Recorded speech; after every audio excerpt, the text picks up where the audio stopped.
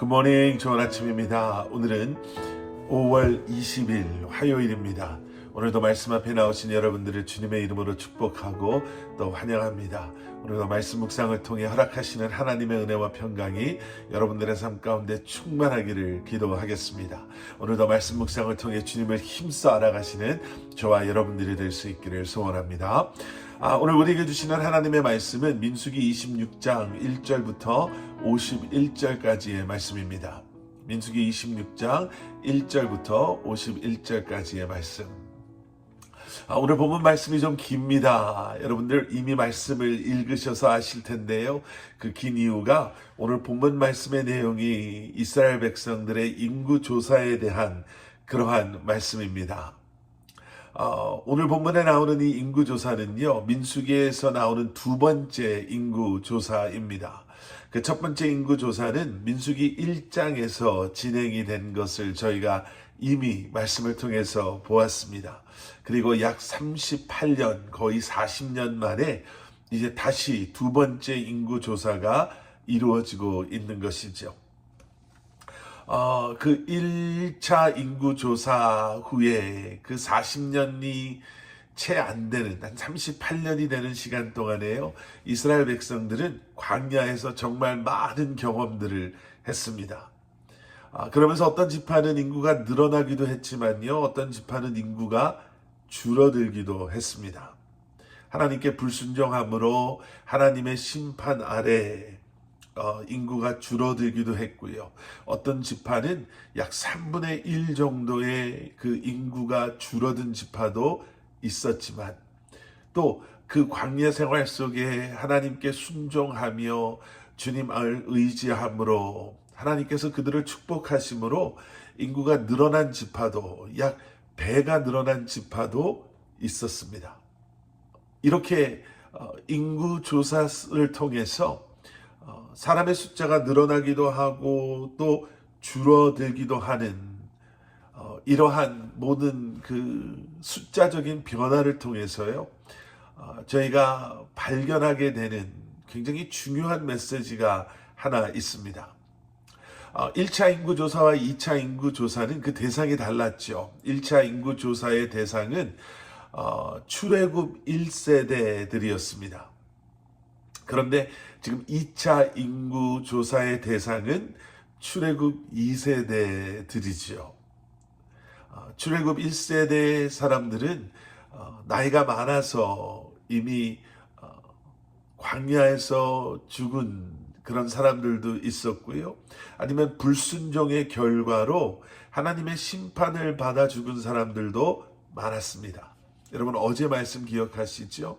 그 모압 여인들과 음란한 그리고 우상을 숭배함으로 말미암아 전염병이 돌아서 24,000명의 사람들이 죽게 된 것, 그런 이유들 때문에 1차 그 출애굽 1세대들은 이미 광야에서 하나님의 약속하신 땅에 들어가지 못하고 죽게 되었던 것입니다.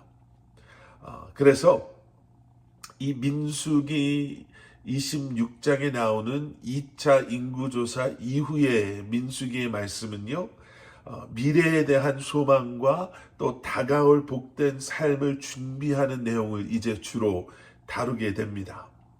그러니까 광야 40년 정도의 생활 속에서 하나님께서는 이스라엘 백성들을 이제 약속의 땅에 들어갈 수 있는 하나님의 백성들로 준비시키시고 그들을 깨끗게 하심으로 그들로 하여금 약속의 땅, 그 약속하신 땅으로 들어갈 수 있는 존재들로 변화시키셨음을 보여주고 있는 것이죠. 여기에서 우리가 한번 기억해야 할 중요한 메시지가 있습니다. 1차 인구조사 후에 그 첫 개수는 63,350명이었습니다. 그리고 2차 인구조사의 개수는 61,730명으로 나오게 되죠. 약 2,000명이 채 되지 않는 그러한 숫자적인 변화를 우리가 보게 됩니다. 40년이라는 시간 동안 또 하나 광야라는 예측할 수 없는 위험한 그러한 삶 속에서 또 불순종으로 말미암아 하나님께 심판을 받으며 죽을 수밖에 없었던 그 수많은 사람들을 보면서 이 40년이라는 시간 후에 2,000명도 채 차이 나지 않는 이 숫자를 보면서 우리는 하나님께서 이스라엘과 함께 하셨음을, 하나님의 신실하심이 그 이스라엘과 함께 하셨음을 보게 되는 거예요. 분명히 광야에서의 40년의 삶은 또 그들의 불순종으로 인한 하나님의 심판하심 가운데 하나님께서는 이스라엘 백성들을 내치셔도 이스라엘 백성들은 아무도 할 말이 없는 그런 상황이었지만, 여러분, 광야에서 이스라엘 백성들이 얼마나 하나님께 불평하고 또 불만을 표시하고 또 그들이 우상을 숭배하고 또 만족하지 못하는 모습들을 보였습니까? 하나님의 은혜로 출애굽하게 하신 후에 광야를 지나 약속의 땅으로 가게 하셨음에도 불구하고 위험한 순간이 닥칠 때마다 우리가 언제 애굽에서 꺼내달라고 했습니까? 여기로 끌어내서 우리를 이렇게 비참하게 죽이려 하십니까? 마실 물은 어디 있습니까? 먹을 음식이 없습니다. 그래서 만나를 허락하셨더니 고기가 먹고 싶습니다. 얼마나 그들이 하나님께 불평하고 하나님을 원망하는 그러한 모습을 보였습니까? 그런데 하나님은 신실하신 거예요. 하나님의 신실하심은 변함이 없으신 거예요. 이스라엘이 알던 모르건 이스라엘을 위험한 광야 생활 속에서 그들을 지키시고 보호하신 하나님의 신실하심. 이스라엘 백성들은 광야에서 하나님의 은혜를 경험하고 있었던 거죠. 그 위험한 광야 생활에서 함께 하심으로 결국에는 이제 출애굽 2세들로 하여금 하나님께서 약속하신 그 땅에 들어가게 하시는 하나님, 그 하나님의 신실하심. 여러분, 오늘 우리가 기억해야 할 것은 바로 그것입니다. 하나님의 그 신실하심이 지금도 저와 여러분들과 함께하고 계시다라는 것을, 그 은혜가 우리의 오늘의 여정 속에서도 우리와 함께하심을 여러분들 기억하심으로 오늘도 이 광야와 같은 이 세상에서 하나님만을 의지하고 하나님만을 예배하며 하나님의 말씀을 붙잡고 살아가시는 그러한 여러분들 되시기를 주님의 이름으로 간절히 축원합니다. 함께 기도하시겠습니다. 사랑의 아버지 하나님, 오늘도 하나님의 신실하심을 기억하고 그 신실하심을 붙잡고 우리에게 허락하신 이 한날 이 삶을 살게 하여 주시옵소서.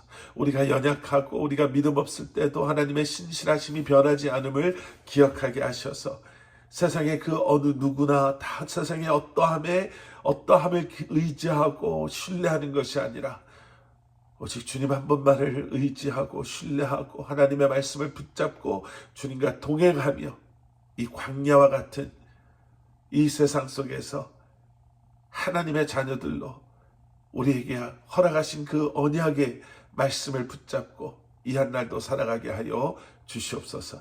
예수 그리스도 이름 받들어 간절히 기도드렸사옵나이다. 아멘.